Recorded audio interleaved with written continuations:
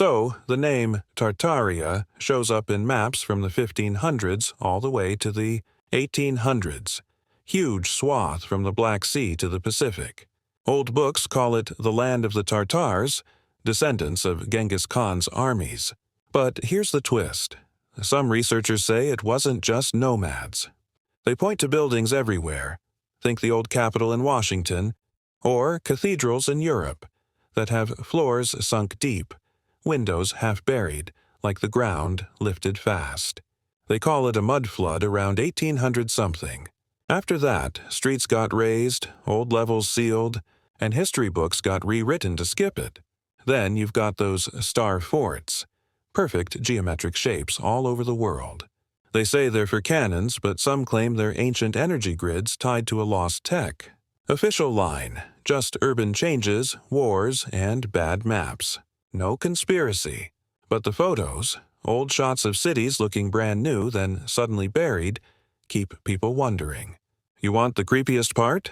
The way the old maps vanish from libraries like someone didn't want them seen. Yeah, those maps disappearing. It's like they were scrubbed. Old collections in libraries, one day they're there, next day the shelf's empty. Researchers say they've seen catalogs that listed them, but the books are gone. Some claim it S because showing a giant Tartary would mess with the story of empires building from scratch. Then there's the architecture. Those huge domes, the columns that look laser-cut, how do you carve them with hand tools in the 1800s? And the buried basements. In Denver, San Francisco, even London, old photos show streets at one level. Then suddenly they're raised 10 feet, like the earth swallowed the first floor.